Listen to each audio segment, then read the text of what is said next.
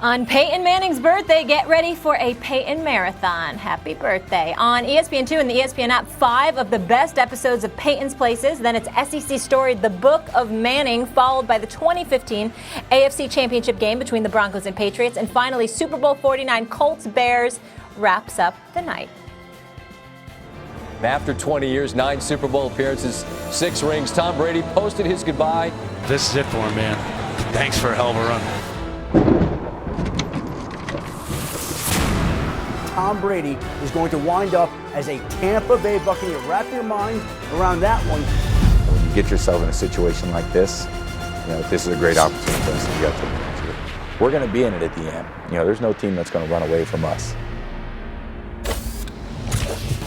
Here we go, gentlemen. A Hall of Fame quarterback, Terry Bradshaw, making news. Here's what the Steelers legend had to say to The Athletic regarding Brady joining the Buccaneers. Quote, "Why in the world does he want to keep on playing at 43 other than to prove to New England that he's more important than Bill Belichick?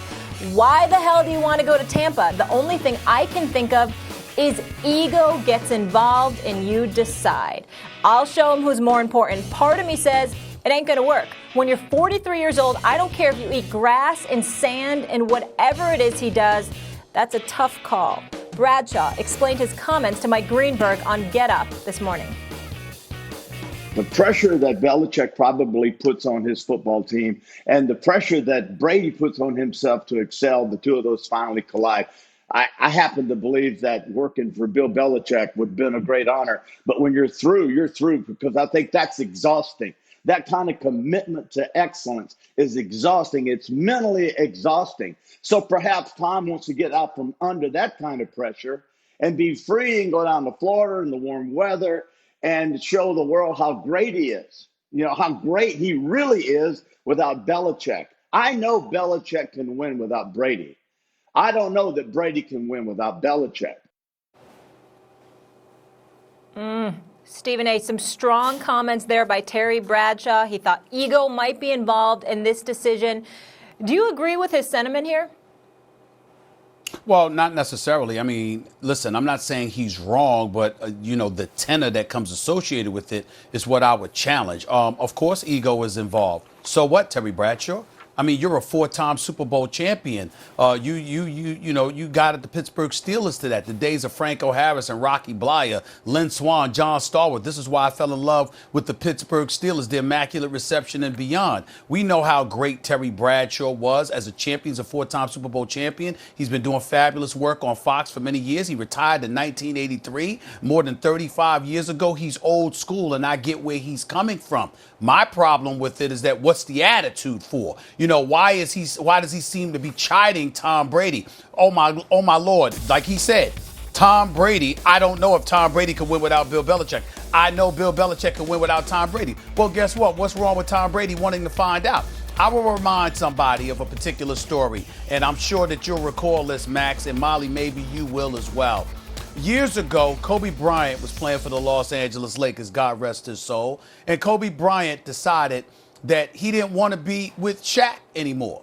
He came on my show, quite frankly, back in 2006, if I remember correctly, and he talked about it. And he said, I wanted to do my own thing. I didn't want to be seen as his little brother. I didn't want to be seen as anybody's little brother or anybody's sidekick. In order to challenge myself and test my level of greatness, I wanted to put myself in a position where I was that dude. This is what he said on and off the air. And lo and behold, he ended up going to 3 straight NBA finals after Mitch Kupchak and the Lakers pulled off that heist that got Pau Gasol for Kwame Brown. And as a result, they go to 3 straight NBA finals and they win back-to-back titles. And Kobe ends up with 5 titles to Shaq's 4. What I'm saying is that even though people chided him for it, he was unapologetic for the fact that even though he had the most dominant force of the modern era in Shaquille O'Neal, he didn't want to be somebody's sidekick. So now we transfer to here. What's wrong with Tom Brady, a 6-time champion who's won 9 Super Bowls with Bill Belichick, sitting there saying, excuse me, I'm not done. I think I got something left. And since you don't believe in me, I want to go elsewhere. It's not like Bill Belichick begged him to stay in New England and he said, nah, I don't want to be with you. No, Bill Belichick said, look, bye. I'm ready to do this without you any damn way. Yeah, He said, okay. Sure. What's the problem? Right. Well, no, Terry Bradshaw I don't think is saying a problem. I think he's saying he doesn't think Brady's going to have success without Belichick, like he's expecting. You know, there's no such thing as a perfect analogy. Usually with Brady, the guy I compare him to is Joe Montana. Bill Walsh was the greatest coach of the era. He revolutionized it. Joe Montana was his quarterback. Joe Montana, like Brady, was considered like kind of a system guy. Was he really the product of... Then went to the Kansas City Chiefs at the end.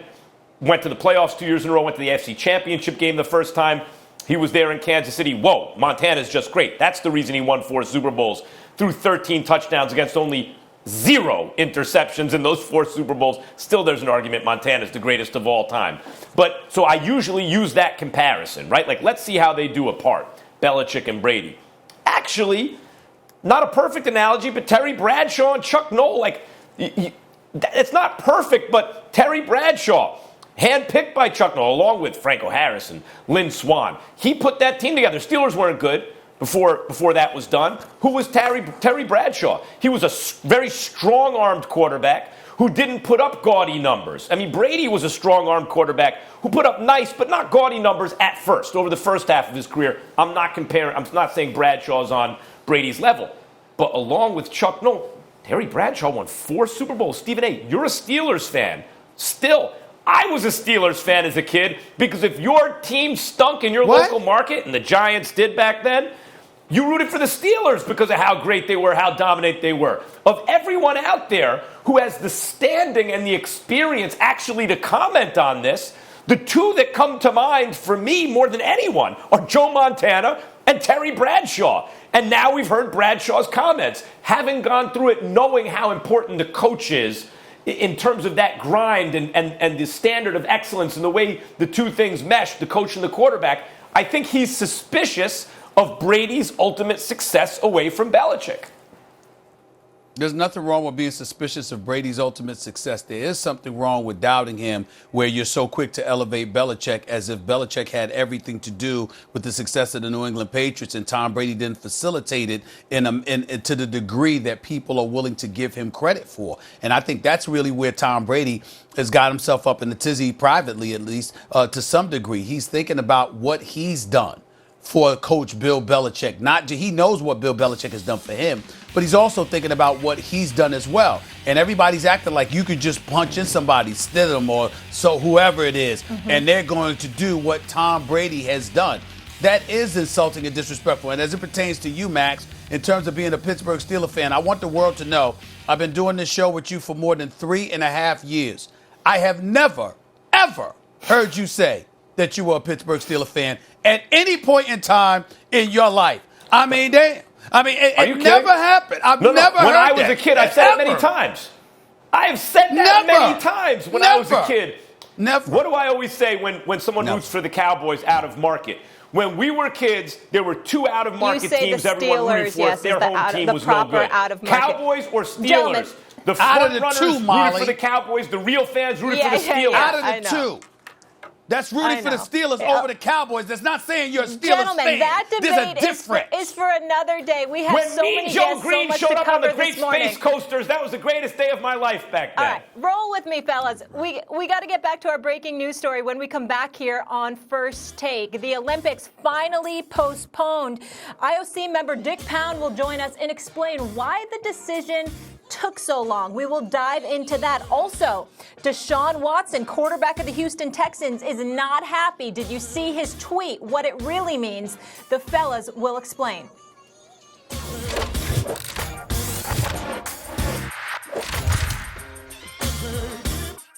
I'm going to hold on promoting you this quarter. Cool?